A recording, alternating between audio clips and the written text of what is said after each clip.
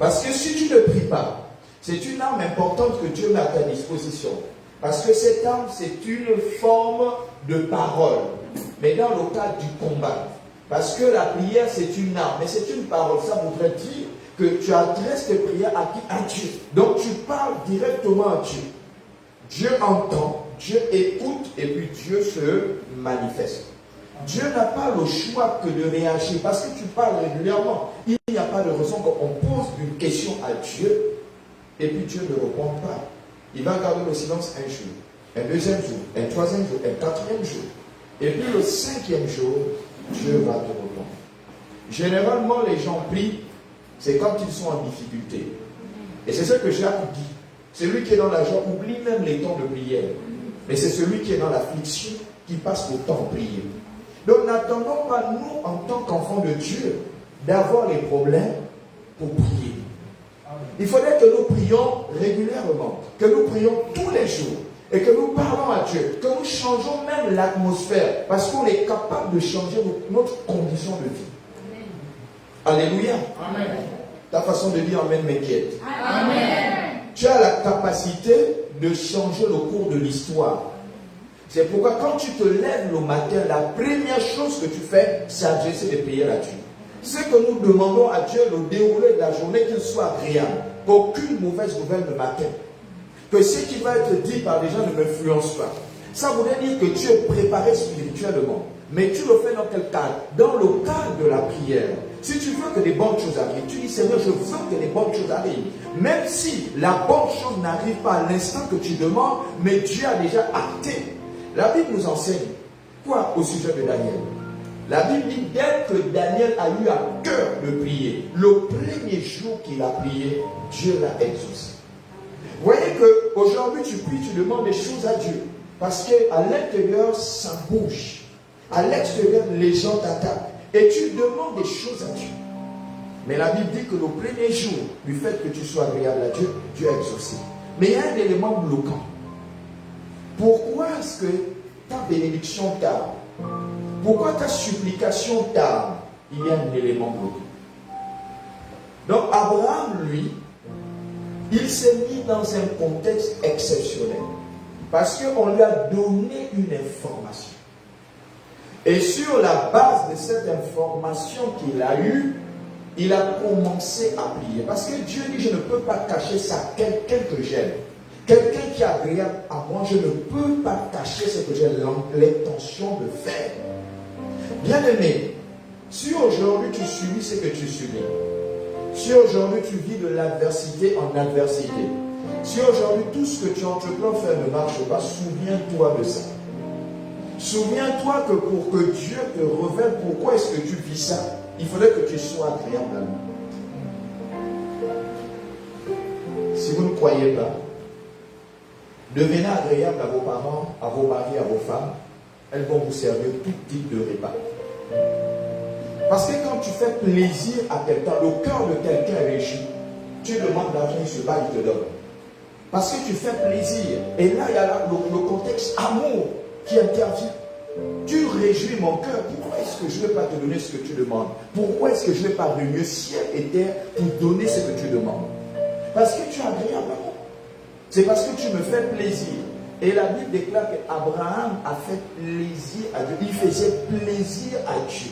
Donc tout ce qu'Abraham demandait, Dieu donnait. La seule chose qui a tardé, c'est l'enfant. Parce que Dieu avait un désir. Et c'est pourquoi il a pu dire à Dieu que je meurs, je m'avais sans descendant, sans successeur. Dieu a dit non. Dieu a dit non. Ça, c'est des choses qui ont été actées que ta descendance. Pourquoi il parle de descendance? Or, lui-même, il dit qu'il n'a pas d'enfant. Qu'il meurt sans successeur. Le seul successeur, c'est Eliab. C'est quoi l'affaire là? Dieu dit non. Ça, c'est ce que toi, tu dis en tant qu'homme. Mais moi, en tant que Dieu, je ne pense pas comme tu penses. Amen. Alléluia. Amen. Je ne pense pas comme tu penses. Et c'est pourquoi il faut continuer à intercéder. Et quand il a commencé à parler avec Dieu, c'est là où Dieu a réagi. Il dit, ce gars, je ne peux rien cacher à ce gars. Il dit, d'accord, quand tu parles de 50, moi j'en trouve 45. Il dit, si je trouve 45, alors si je trouve 45, je ne peux pas. Et Abraham dit d'accord, très bien, c'est un peu trop. Il descend. Il dit d'accord, mais si on en trouve 40, Dieu dit, mais même s'il y a 40, je ne peux pas. Voyez, et il continue à descendre jusqu'à ce qu'il arrive à 10. Quoi? Dis juste. Dans la ville, est-ce que tu as? Non. Tu as la capacité de détruire la vie par tous les séduits justes. Je dis non, ce n'est pas possible. Mais en fait, qu'est-ce qu'Abraham était en train de faire? Qu'est-ce qu'Abraham faisait avec Dieu? Vous savez, c'était un plaidoyer en faveur de quoi? D'une vie. Et il y a une chose importante qui est arrivée dans la vie d'Abraham, c'est l'information. C'est parce que Dieu a donné l'information. Alors moi, je ne sais pas l'information que tu as reçue. Et quand il a reçu cette information, il dit, il va changer cette information. Parce que cette information touche mon cœur, qu'il y a des milliers de personnes qui vont mourir. Vous savez, le fait d'entendre qu'il y a la guerre quelque part, tu n'as pas besoin que ce soit ton parent pour que tu pries pour lui, c'est une vie humaine. Tu n'as pas besoin qu'il soit ton parent. Pourquoi est-ce que moi je prie pour les nations qui sont en guerre? Parce que je sais qu'il y a des milliers de vies là-bas. Et la vie est précieuse aux yeux de Dieu. Mais qui tue ces milliers de personnes? C'est l'homme. Mais l'homme, il est instrumentalisé. Tout ce que l'homme a la capacité de faire, il est instrumentalisé. Soit par le diable, soit par Dieu. Donc, dans tous les cas, nous avons un conducteur qui nous envoie, qui nous conduit, qui nous guide à opérer certaines choses. Soit c'est Dieu qui te gouverne, soit c'est le diable. Mais les guerres fratricides qui se passent dans les nations, ce sont soit c'est dans la nation, c'est un pays, soit une province contre une autre province, soit une ethnie contre une autre. C'est une guerre fratricide. Soit on est à la quête d'argent à cause de l'agression dans la nation, ou à cause du pouvoir parce qu'on veut posséder cette nation, alors on crée un conflit de guerre. Mais tout ça, c'est diabolique. Mais cependant, dans les nations-là, il y a des chrétiens. Ces chrétiens-là prient pour que la guerre cesse. Parce qu'ils ne peuvent pas prier Dieu dans des conditions de guerre. Mais nous qui sommes à distance, parce que ce qui se passe chez l'autre peut arriver chez nous. Alors ce que nous devons faire, c'est de prier pour cette nation. En disant épargne, parce qu'il y a des vies là-bas. Il y a des personnes qui meurent. Il y a des enfants qui meurent de faim. Alors Seigneur épargne, parce que ce sont des vies. Mais qu'est-ce que tu fais? Tu portes une veste. Et sur la base de cette veste que tu portes, tu deviens quoi? Un avocat. Tu plaides maintenant une cause. Pourquoi? Parce que tu as une information de ce qui se passe. Donc ce qui s'est passé, c'est que pour qu'Abraham se mette dans cette posture d'intercesseur, il a fallu que Dieu lui donne l'information. Je ne sais pas ce que tu as comme information. Je ne sais pas ce qui va t'arriver dans le temps. Si tu es informé, mais je te dis une chose, c'est que tu dois te mettre dans le cadre de l'intercession. Tu dois commencer à prier. À prier. Alléluia. Amen.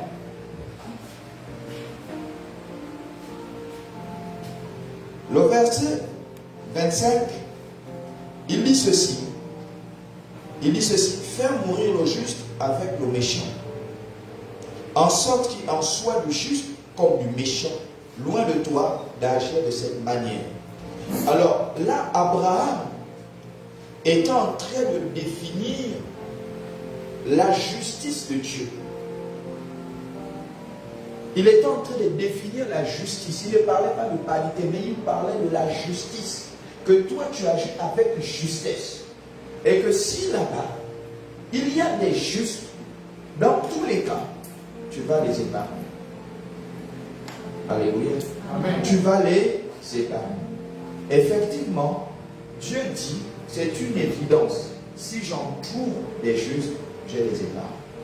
Alors moi, la question que je voudrais poser, c'est que dans les nations qui sont en conflit, où il y a des milliers de morts, y a-t-il pas des justes? Y a-t-il pas des justes? Mais comment ça se fait-il qu'il y a des justes et puis ils sont disséminés? Comment peut-on expliquer ça? Il y a des justes, mais ils sont disséminés, on les tue. on envoie une bombe, on entend tant de bombes dans cette nation. Pourtant, il y a des justes.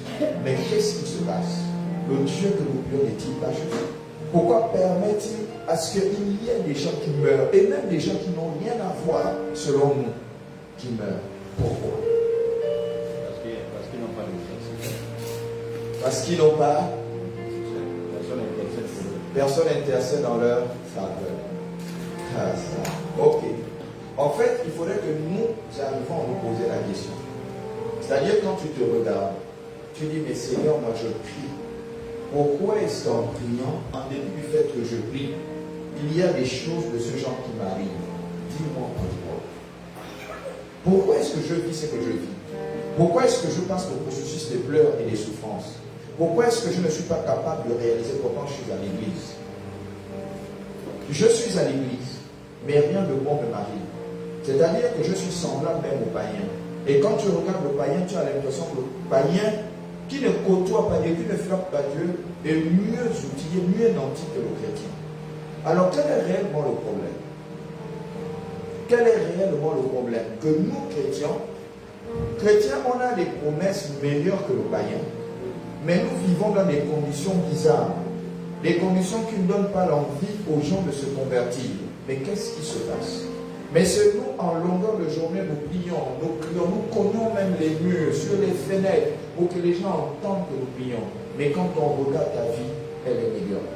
Donc ça ne donne même pas l'envie aux gens qui sont dans le même quartier que toi de se convertir un jour. Alléluia. Amen. Alors moi je vais vous dire simplement, selon moi, ce que je pense. Et j'ai tendance à dire que nous, en tant que chrétiens, nous devons vivre le ciel sur la terre. Et en vivant le ciel sur la terre, nous devons être à l'image du ciel. Or, autant que nous sommes, personne d'entre nous n'est allé au ciel. Sinon celui qui est descendu et qui nous dit, voilà comment vous devez vous conduire. C'est pourquoi on parle de la vie de Christ. Vivre le ciel sur la terre simplement, se mettre en application les lois de Dieu. Et les lois que Dieu donne, ce sont les lois de la réussite et du succès. Mais cependant, aujourd'hui, nous ne sommes pas capables de mettre en application les lois divines. J'ai toujours dit aux gens que lorsque vous allez dans le cadre de la mathématique, quand vous arrivez au tableau des signes, il y a un signe dominateur. C'est lequel? Sur le tableau des signes, il n'y a pas les scientifiques là, ceux qui sont en troisième même. Sur le tableau des signes, il y a un signe dominateur. C'est le signe moins. Le signe moins est le signe négatif. Et comme on dit que le monde a été créé par les chiffres, donc le monde est mathématique. Donc la loi de la mathématique que vous voyez, c'est comme ça que s'applique le monde. Le moins dans le tableau de si est dominateur, c'est même la même chose dans le monde spirituel et dans le monde physique. Si tu fais du bien à quelqu'un, tu fais du bien, c'est un exemple. Tu fais du bien à quelqu'un. Le jour après 50 ans que tu fais quelque chose de mauvais, le moins là, la mauvaise chose que tu as commise là, va effacer tout ce que tu as fait de bien. Il va oublier le bien que tu as fait. En oubliant le bien que tu as fait, tu deviendras vraiment... Il faut faire attention. Ça voudrait dire que le mal a une dominance sur le bien. Sur la terre là, le mal domine. Quelqu'un peut vous faire du bien, du bien, du bien, du bien. Le jour, il va faire du mal. Peut-être pas volontairement, indépendant de sa volonté. Tout le bien qu'il t'a fait va être oublié. Et c'est comme ça que ça se passe dans le monde spirituel. Et c'est pourquoi on parle de la mathématique. C'est pourquoi il parle des jours, le premier jour, le deuxième jour. Parce que tout ça, ça s'est fait par les chiffres. Donc nous, sachant ça, que la prédominance du mal, du négatif, est vraiment impactant sur la terre. Maintenant, comment devrais-je me comporter? Comment devrais-je vivre? Parce que vous allez regarder qu'avant Abraham, il n'y avait pas l'intercession. Avant Abraham, il n'y avait pas l'intercession. Donc, en réalité, l'intercession commence à partir d'Abraham. Donc, la naissance de l'intercession commence à partir d'Abraham. Parce qu'Abraham a eu une information. Du fait que Dieu allait détruire, quand lui voit ça, il dit c'est le mal. Alors, lui, il va commencer à parler en faveur de la nation que Dieu veut intervenir. Et il doit trouver des arguments justes pour pouvoir amener Dieu à changer d'avis. Donc, en fait, il doit convaincre Dieu d'épargner la nation pour les fautes qu'ils ont pu commettre. Mais pourquoi est-ce qu'il le fait? Pourquoi est-ce qu'Abraham le fait? Pourquoi est-ce qu'Abraham le fait? Alléluia. Amen. Alors nous allons le savoir. Nous allons rapidement dans la définition. Nous allons savoir pourquoi Abraham le fait. Définition selon la Bible. On termine ça, juste la définition, et puis on va rentrer, puisqu'il faut qu'on termine tout. Alors, la définition d'intercession d'intercéder selon la Bible. La Bible dit que c'est prier. Ça, c'est le dictionnaire, autant pour moi. Le dictionnaire dit que c'est prier. Mais nous, on dit intercession. Alors, il faudrait comprendre que lorsqu'on parle d'intercession, c'est une prière. Alléluia. Donc, quand on dit on va à l'intercession, sachez que c'est une prière. C'est pourquoi le dictionnaire définit intercéder comme étant la prière. Il dit ceci, c'est user, c'est solliciter pour quelqu'un afin de lui procurer quelque chose. Donc, solliciter pour quelqu'un afin de lui procurer quelque chose. Donc, voyez-vous que l'intercession là, c'est toujours en faveur de quelqu'un. C'est pourquoi, pour lui procurer quelque chose. Ça, c'est ce que le dictionnaire nous donne comme définition. Il dit, premièrement, c'est prier. Le dictionnaire est clair. Le dictionnaire aussi dit, c'est solliciter pour quelqu'un afin de lui procurer quelque bien. C'est ça, l'intercession. Donc, intercéder pour quelqu'un, c'est ça, c'est lui procurer. C'est-à-dire que tu pries pour la personne qui est en disgrâce, de manière à ce que Dieu puisse relever la personne et que la grâce continue à couler dans sa vie. Ça, c'est ce qu'on appelle l'intercession. Donc, le but de l'intercession, selon la définition, c'est que c'est toujours en faveur de quelqu'un qu'on intercède. Alléluia. Amen. Mais cela n'exclut pas que tu ne peux pas intercéder pour toi. Alléluia. Amen. Vous savez que même à la barre, l'accusé parle. Même quand il arrive dans un commissariat, il parle. Et s'il parle, c'est qu'il va plaider pour lui-même. Et sachant qu'en plaidant pour toi-même, tu ne peux rien lui de mauvais pour toi. Ce que tu veux, c'est que tu sois acquitté. Alléluia. Amen. Ce que tu veux, c'est que tu sois acquitté. On te condamne, on va te dire, bon, tu es cher accusé, on te donne le droit de parole. Qu'est-ce que tu dis toi-même pour ta justice? Et tout le monde sait qu'on a fait ça à Jésus. On a fait ça à Jésus, mais qu'est-ce que toi-même tu dis pour ta justice?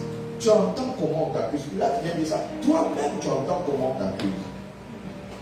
Et quand l'accusé prend la parole, maintenant il plaide. C'est pourquoi à chaque fois qu'il y a l'intercession, on a tendance souvent à intercéder pour nous-mêmes, plaider pour nous-mêmes auprès de qui de Dieu.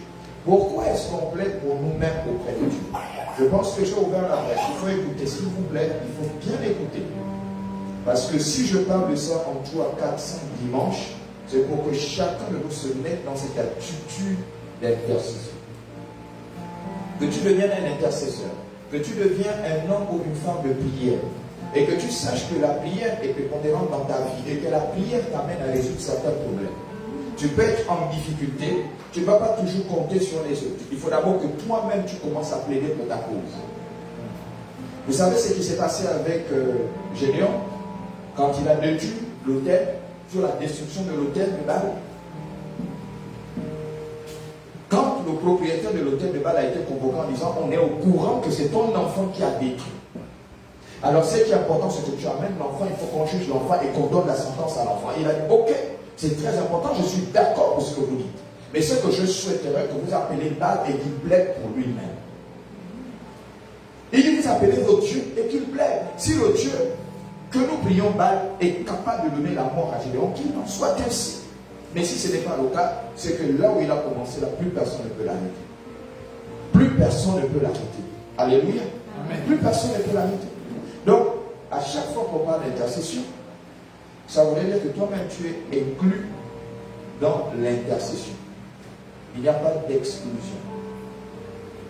La prière d'intercession, toi-même tu es inclus.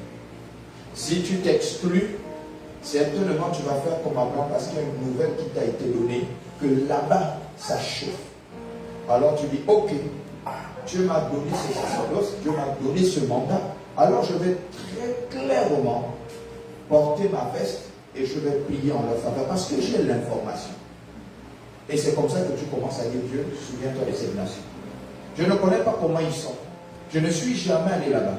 Mais ce que je sais, c'est qu'il y a des gens souffrent de vie là-bas. Aie compassion. Il y a des gens innocents qui vont périr. Seigneur, souviens-toi. Cette simple prière, Dieu va écouter. Dieu peut peut-être même à la limite te dire, il faut que ces choses arrivent pour que cette ville soit rebâtie. Maintenant, à toi aussi de rétorquer en disant, Seigneur, je sais que tu veux qu'elle soit rebâtie, mais s'il te plaît, épargne les personnes justes. Parce qu'il y a aussi le moment où Dieu vient et il te parle. Mais nous ne faisons jamais attention quand nous plaidons pour les gens. Dieu peut même te dire, arrête de prier pour la personne. Mais toi tu dis, arrête-moi Satan. Dieu ne viendra jamais dire ça. C'est parce que tu n'as pas l'oreille spirituelle. Alléluia. Amen. Définition. Il faut avoir l'oreille spirituelle. Si tu n'as pas l'oreille spirituelle, quand Dieu te dit, arrête de prier pour la personne, arrête. Si Dieu dit arrête, Dieu a déjà dit aux gens, il faut arrêter parce que ma sentence est claire. Il y a le décret divin, il dit ma sentence est claire. Vous n'avez rien à faire contre la personne. Nous avons l'histoire du fils de Nebuchadnezzar. Vous savez qu'il a péché contre Dieu. Et la sentence avait été décrétée. Une apparition d'une extrémité de doigt apparut. Et ça a écrit. Et personne dans le palais ne pouvait lire ça. Belshazzar, il y a une condamnation qui est certaine. Lui, il est troublé, il ne dort pas. Il dit, est-ce qu'il y a quelqu'un qui peut lire ce qui a été écrit là? On dit non, mais à l'époque de ton père, il y a un type que nous connaissons. Ah, monsieur Garda, il est très fort. Il faut faire venir le gars. Mais quand Daniel arrive, qu'est-ce qu'il commence à faire? Il dit à Daniel, il faut qu'on te donne tout ce que tu voudras. Mais avant de te... Il faut me décrire ça. Il dit, gardez tous vos biens, je vais lire l'écriture là tous. Il dit, gardez tout ce que je vais lire pour vous. Il a dit, Persin, Tarsin, il dit, qu'est-ce que signifie cette écriture? Il dit, oh roi, là ça veut dire qu'on t'a mesuré,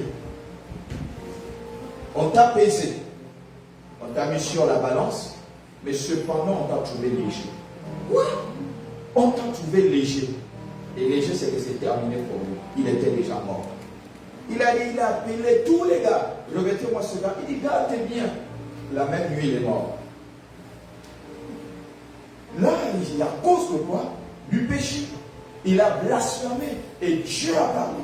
Mais est-ce que vous pensez que quand Daniel arrive avec un décret divin, il va commencer à dire, Seigneur, épargne nos gars? Et à cause du fait que tu as suivi le don de Dieu, alors voilà la sentence. Tu vas déambuler. Tout ce que tu feras ne marchera pas. Tu vas aller chez n'importe quel prophète, il va prier. Ça ne marchera pas. Parce que c'est un décret divin. Et quand la saison sera passée, tu reviens et tu t'humilies, tu reconnais que le Dieu que nous prions ici au Seigneur est le véritable Dieu.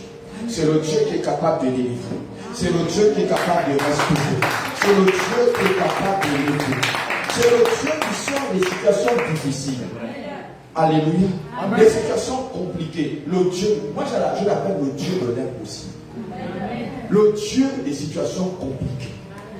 Cependant, quand c'est difficile, l'homme ne peut pas trouver de solution. C'est là où Dieu commence à intervenir.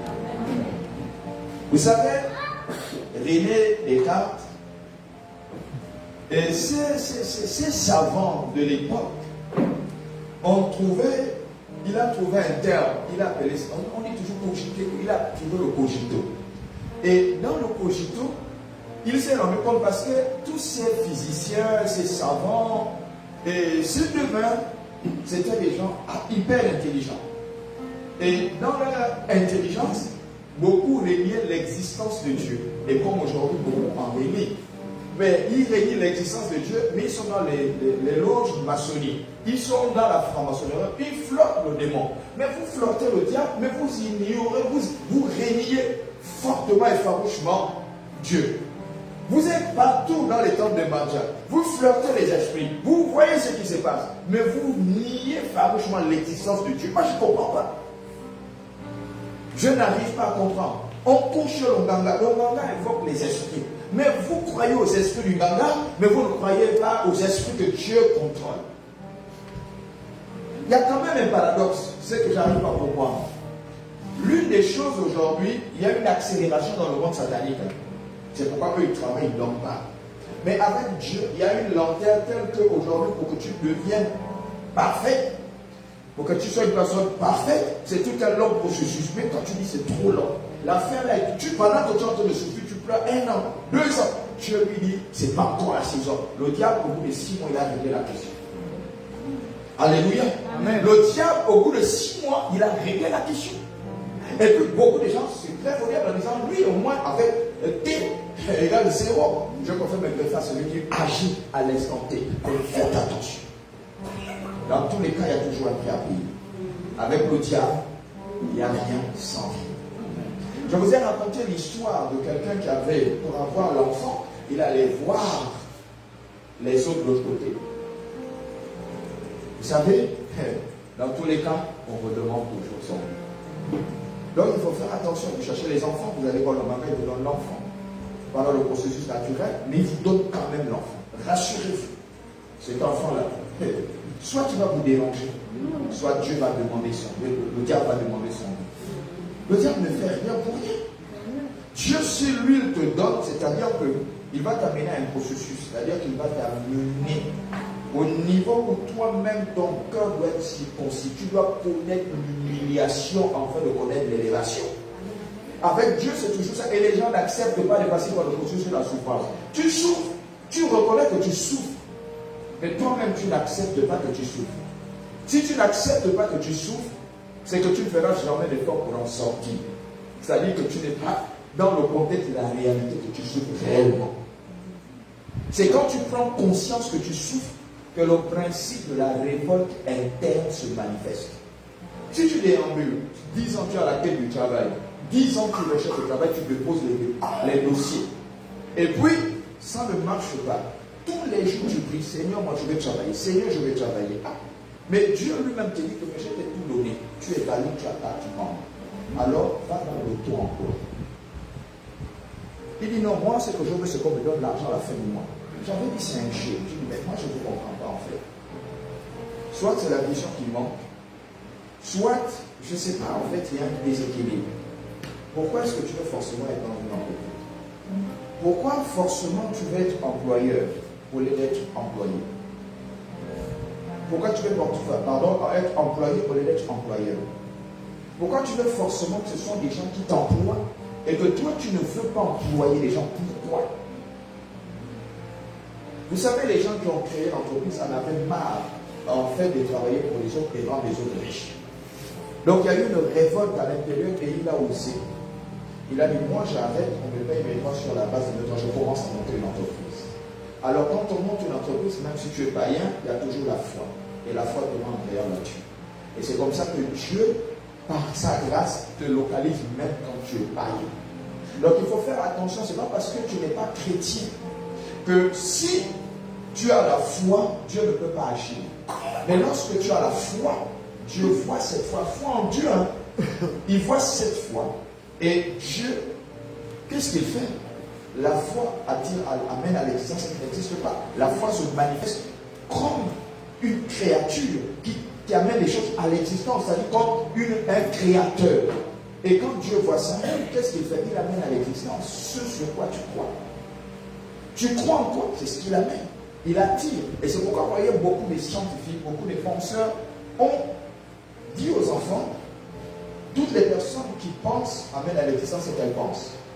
Mais quand tu penses, tu dois manifester la foi, parce que la foi est un indicateur crédible d'amener à l'existence ce qui n'existe pas, donc d'appeler l'invisible à l'existence, la foi. Vous voyez que tu as la pensée créatrice, et tu mets en exergue la foi. Tout ce que tu penses vient à l'existence. Tout ce que tu penses. Donc c'est par des principes et des mécanismes. C'est pourquoi lorsqu'on parle de la prière, c'est la parole. Mais tu ne peux pas prier sans avoir vu. Tu ne vois rien et puis tu pries. Lorsque tu pries pour quelqu'un, tu intercèdes pour quelqu'un, tu as déjà vu la réconciliation. Et tu appelles à l'existence de la réconciliation. C'est aussi ça la prière. Tu ne peux pas prier et tu ne vois rien. Tu viens prier pour un malade. Mais quand tu viens prier pour un malade, tu vois la maladie. Tu regardes la maladie, mais toi tu vois la guérison. Et c'est cette guérison que tu appelles sur la personne qui est malade. Alléluia. Amen. Alléluia. Amen. Donc c'est comme ça, même toi-même quand tu es malade, ton état ne te permet pas de bien prier. Mais ce que tu fais, c'est que tu appelles la guérison. Parce que tu es malade. Et nous, quand on arrive, on dépeint la guérison sur ta vie. Parce que nous, on voit la guérison. Tu es souffrant, on regarde la maladie. Mais nous, on appelle à l'existence ce qui n'existe pas dans ta vie, donc la guérison. Amen. Donc c'est ça le principe aussi de la prière. Appeler ce qui n'existe pas venir en matérialisation.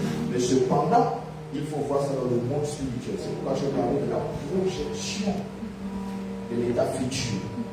L'état futur, c'est que tu crois aujourd'hui et tu vas demain. Toi, arrive toujours dans le temps. Tu crois aujourd'hui et tu verras demain. C'est pourquoi Jésus-Christ, il a dit à Marie, si tu crois, tu verras la gloire de Dieu. Tu crois au présent et tu crois au futur. Le fait d'avoir cru, alors ça va arriver à l'existence. C'est vrai qu'aujourd'hui, il y a le problème de patience qui nous dérange. Qui nous dérange. Il n'y a pas quelqu'un ici, une jeune fille, qui pense déjà avoir ses enfants et tout, et puis elle est là 30 40 elle ne se marie pas. Elle va dire que j'ai été maudit, ou le ministère du célibat, ou la malédiction du célibat reste dans ma famille. Aujourd'hui, la patience n'existe plus. Tout le monde veut se marier tôt. Dès que tu as 20 ans, tu veux te marier. Tout le monde. Et puis quand tu ne te maries pas ou tu n'as pas d'enfant à 20 ans, 25 ans, on commence à dire que tu es stérile, tu commences à dire qu'il y a ce qu'on appelle la malédiction du célibat au sein de la famille. On n'est plus patient. Maintenant, on fait tout ce qu'il faut des pieds de grue pour pouvoir avoir un mari. Et qui n'est pas de la volonté de Dieu. Parce que tu ne peux pas manifester la patience. Parce que tu n'es pas capable de prier pour le Seigneur que j'attends ma saison. Mais cependant, dis-moi ce que je dois faire. C'est aussi ça, on est tellement pressé. Ce n'est pas le moment d'acheter le véhicule, mais tu achètes le véhicule. Le véhicule là que tu as acheté va t'amener à renoncer au Seigneur. Parce que dans le cœur, ça va bouger, déplace-toi, conduis, va là-bas, va retrouver des amis. À chaque fois tu es là et puis la pensée, tu parles, bon, moi j'ai dépassé ça, là, je ne peux pas être influencé par le véhicule. Tu ne peux pas être influencé. Rien du tout, même si j'ai 20 véhicules alignés là, je ne peux pas être influencé. Je ne veux pas me lever matin, j'ai des mal à la voiture, je dis non, c'est pas possible. Ce n'est pas possible. La voiture ne peut pas m'influencer, rien ne m'influence. Je ne veux pas me lever matin, je vais aller boire un jus, je sors, je pars. Non, ce n'est pas possible. Parce que je suis réglé et je suis les principes de Dieu. Il y a des gens comme ça. Même quand il a l'argent, ça bouge dans le cœur, va là-bas, donc il sort, il va au restaurant, il va au bar, si l'argent ne finit pas. Non, il est là, il fait entre la maison, les bars, entre la maison, l'hôtel, entre la maison, les restaurants, entre la maison, le marché. L'argent bouge, le cœur bouge, il dort, il règle l'argent, il dort. Vous savez, la première fois, pour finir, la première fois quand j'ai eu les millions, je n'ai pas dormi. En fait, c'est même des centaines de mille, ce n'était pas beaucoup d'argent, c'était 500 000. Mais c'était beaucoup parce que je n'avais jamais eu 500 000. Je n'avais plus de sommeil, Plus de sommeil, je me réveille la nuit, je veux regarder si l'argent est toujours à l'endroit. J'enlève, je dis peut-être que quelqu'un au courant, je vais cacher sous le lit. Après j'en dis, je dors, je me réveille, je dis non, c'est sûr que les gens m'ont vu. Je prends l'argent, je me mets au congélateur, je mets sur la nourriture, je dis personne ne trouvera ça dans le congélateur. Je vous dis, l'argent dérange. L'argent dérange. La première fois, tu touches 10 millions, mais tu seras fou. Tu diras que je suis riche. Tu commences à réfléchir au nombre de maisons que tu vas pousser à 10 millions. Calme-toi. Calme-toi. Alléluia. Calme-toi. Parce que l'argent, c'est un esprit. Donc la prière aussi est là. Tu commences à prier et puis tu parles à l'argent que moi, je suis le maître. Tu as reçu mandat. Tu as sujetti. Tu l'influences. C'est pourquoi vous voyez, les gens n'ont pas le courage de donner l'argent à Dieu. Il prend 10 millions, il dit, je vais donner autant d'argent, et puis c'est comme ça qu'il enlève 50 000. Il prend 10 millions. La dîme, c'est combien? 10 millions, la dîme, c'est combien? 1 million. Il dit, c'est trop. Moi, il dit, c'est trop que je donne au Seigneur. Il prend 100 000, il met dans la dîme. Bon, les trésoriers, quand elles vont ouvrir, elles vont, ah là, il a beaucoup servi. Lui-même, Dieu ne regarde pas ça. Quand il sait 1 million qu'il devrait donner, il dit c'est trop d'argent. Comment c'est trop d'argent, tu dis 1 million? Mais si tu as eu 10 millions, il faut donner la dîme au Seigneur. Donc voilà, quelqu'un ne donne pas et puis finalement, il devient instable avec l'âge. Or, quand tu viens ici, tu sécurises tes finances. Alléluia. Tu sécurises. L'église n'escroque pas. L'église n'oblige pas. Si vous allez dans une église qui oblige, faites attention. C'est volonté. C'est délibéré. Tu viens donner avec joie selon les Écritures. Parce que tu as touché ton cœur. Personne n'étant obligé, donc tu ne donnes pas avec contrainte. Parce que si tu donnes avec contrainte, tu ne pourras pas t'épanouir. Alléluia. Donc, bien aimé, pour terminer avec la définition, parce que nous sommes à la fin, pour terminer avec la définition selon la Bible, l'intercession. L'intercession est une prière. Prenez rapidement parce qu'on va finir. L'intercession est une prière de demande en faveur des autres. Une prière de demande en faveur des autres.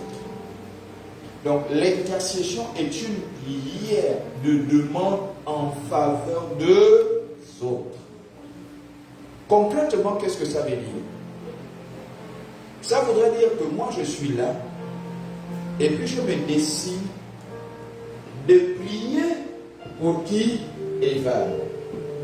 Quand je vais prier pour Maryse, le type de prière là, on appelle la prière là l'intercession. Parce que je prie en faveur, j'intercède. On va donner la définition de ça. Donc, je prie en faveur d'elle pour que des bonnes grâces puissent arriver dans sa vie. Ou bien si quelque chose ne va pas dans sa vie, si elle a des difficultés particulières, et puis moi je suis au courant de ces difficultés, alors je vais rentrer dans ce travail et je vais prier pour elle. C'est un peu comme quand on fait ce qu'on appelle la nuit de prière. Qui a entendu parler de ça? Donc personne n'a entendu parler de la nuit de prière. Même si tu es aux États-Unis, je suis sûr, je prie pour toi, tu es à côté de moi. Donc il n'y a pas de distance. On dit on va faire un travail spirituel, on va faire les nuits de prière. Dans la chaîne de prière, mais les lignes, parce que les chaînes de prière, toi-même tu vas prier. Donc on fait ce travail de nuit de prière.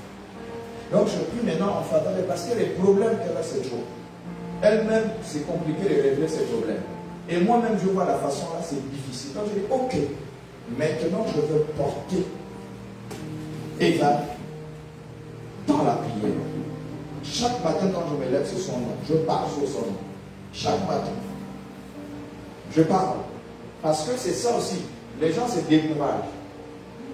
Chaque matin, je me lève, je parle. Je ouvre un œil, je regarde Eva. Ah, elle n'a pas tout changé. Voilà. Tous les matins, j'ai pris, ça fait 5 ans. Elle ne change pas. Il y a quoi? C'est comme ça que tu continues. Un jour. Parce que dans la vie, il y a toujours un jour. C'est ce qui est intéressant. Même si c'est 5 ans avant que Dieu ne te rappelle au ciel, il y a toujours un jour où tu vivras des bonnes grâces. Amen. Je dis toujours aux vieux que ce n'est pas fini tant que Dieu n'a pas dit que c'est fini. Quel que soit l'âge. Elle connaît si tu n'est pas là. Elle qui est dans les 70 ans. Je dis toujours tant que Dieu n'a pas dit que ce n'est pas fini.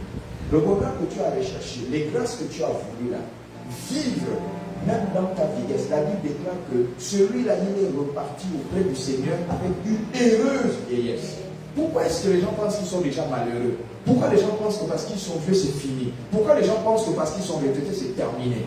Il y a des retraités pas comme les autres. Et je déclare que tu seras un retraité pas comme les autres. Amen. Tu seras un retraité pas comme les autres. Amen. Tu seras un retraité pas comme les autres. Tu entends? Il y en a quand ils vont en retraite, c'est la souffrance absolue. Mais avec le Dieu que tu sais, tu seras différent. Amen. Alléluia. Amen. Donc, il donne ça. Cette dernière définition, toujours selon la Bible, selon le dictionnaire, le dictionnaire dit autre chose, la Bible dit autre chose, mais la Bible dit toujours la même chose selon toujours les principes établis. Donc on dit que l'intercession implique quoi? De se tenir devant Dieu pour plaider en faveur d'une autre personne. Donc ça implique quoi? Se tenir devant Dieu pour plaider en faveur d'une personne. Donc tu te tiens devant Dieu et tu plaides en faveur d'une autre personne. Alors ça veut dire quoi? Ça veut dire quand tu te tiens devant Dieu, tu te tiens devant Dieu. La Bible déclare qu'Abraham se tient devant Dieu. Mais cependant, la Bible parle de 3 envoyés. Est-ce que les 3 envoyés là, c'était Dieu? Mais la Bible déclare qu'il se tient en présence de Dieu. Donc, l'endroit ou l'hôtel que tu as bâti, en disant que c'est ton hôtel de prière, le lieu que tu as choisi, en disant que c'est le lieu où tu adresseras des supplications à Dieu, c'est sur cet endroit que tu arrives, on va dire que tu te tiens devant Dieu. Alléluia. Amen. Quand tu es à l'église, on dit tu te tiens devant Dieu à cause de sa présence. Tu te tiens devant Dieu parce que c'est un lieu qui a été consacré pour adorer, pour prier Dieu. Donc quand tu arrives, tu es devant la présence du Seigneur. Et c'est pourquoi on dit on s'éteint devant Dieu. Et quand tu es devant Dieu, maintenant tu plaides en faveur d'une personne. Nous avons premièrement l'exemple d'Abraham, deuxièmement l'exemple de Moïse. Moïse est celui qui a révolutionné l'intercession. Si vous lisez l'histoire de Moïse, aujourd'hui, bien aimé, quand on est ici dans ce ministère-là, en réalité, les membres du conseil et tous les responsables devraient gémir, c'est-à-dire dans le cadre de la prière. Parce que quand il y a beaucoup d'indiscipline, il y a beaucoup de choses qui se font, il y a beaucoup d'amalgame au sein de la communauté, ça va amener les gens à prier. Ça va amener les responsables à prier pour dire qu'il y a quelque chose d'anormal. Parce que trop parler aussi, c'est maladie. Tous les jours, tu vas parler à la personne, ne change pas. Tu dis non, là, je vais passer aux choses sérieuses.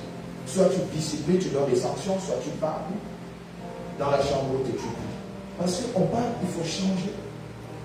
La Bible déclare que Moïse a fait comme ça là. Quand on fait comme ça veut dire tu transpires corps, âme et esprit.